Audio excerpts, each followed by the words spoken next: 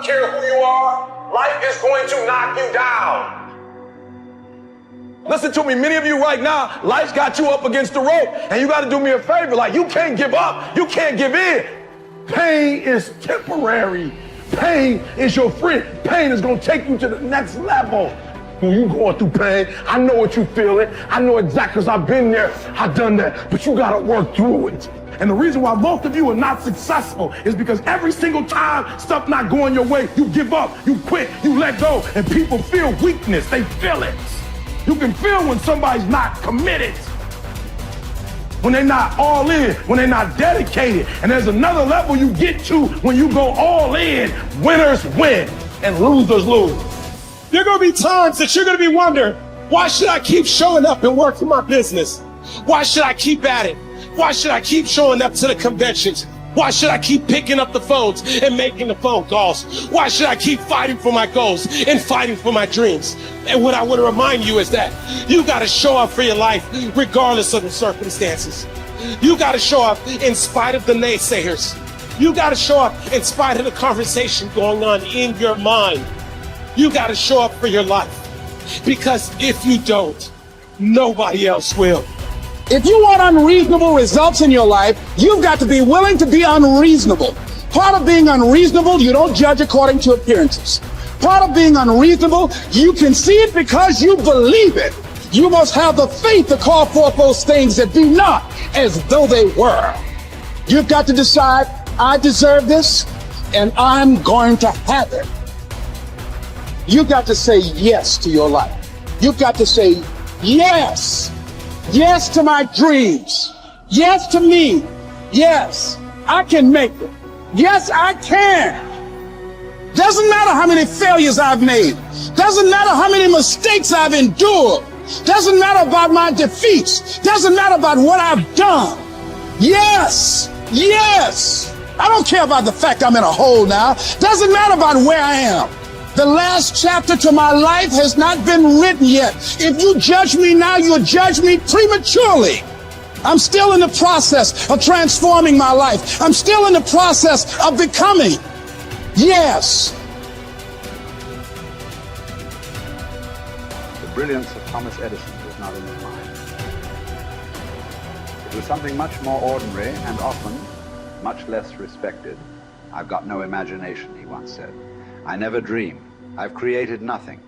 If you're someone who doesn't like Edison, you might think that this is Edison admitting to stealing his inventions from other, more brilliant inventors, like Nikola Tesla. Not quite, but he did readily concede that most of the credit belonged to something other than his brain. The genius hangs around his laboratory day and night, Edison said. If anything happens, he's there to catch it. If he wasn't, it might happen just the same. Only it would never be his. What he's talking about is showing up. The incredible, underrated power of clocking in every day, putting your ass in the seat, and the luck this seems to inevitably produce. Edison lived in his laboratory and never missed a day. Like Gehrig, even when he was sick, when he was tired, or when visited by tragedy or disaster.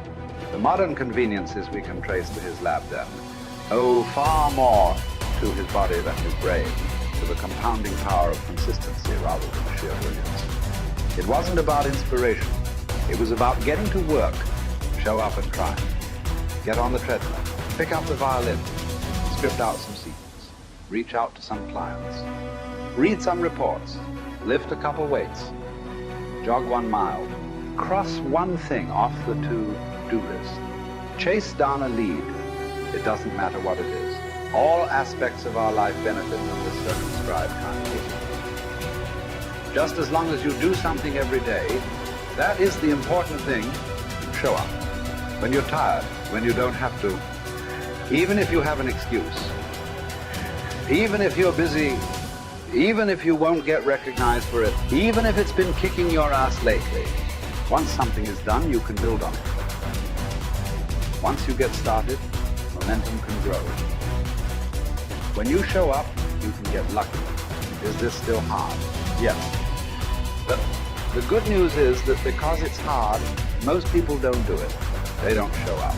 They can't even do one tiny thing a day. So yes, you're alone out there on the track in the rain. You're the only one responding on Christmas. But having the lead is, by definition, a little lonely.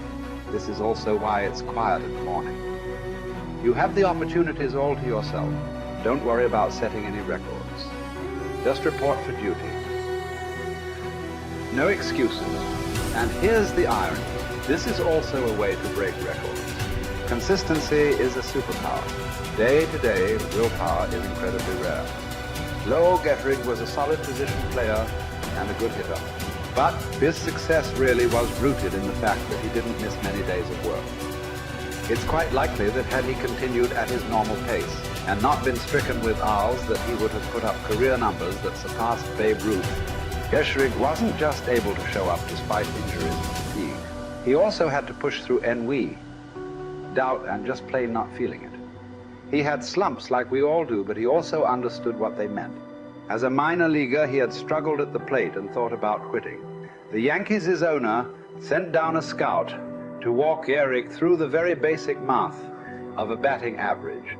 A good hitter hits 300, and hitting 350 is terrific. Hitting 400 is almost unheard of. What does that translate to? Missing on 6 tries out of 10. A hitter can also go days, weeks without touching the ball. That's what the scout told him. The most important thing a young ball player can learn is that he can't be good every day. You don't have to always be amazing. You do always have to show up. What matters is sticking around for the next at-bat. The ability to do that, coupled with the ability to endure what John Steinbeck called dogly days while writing East of Eden.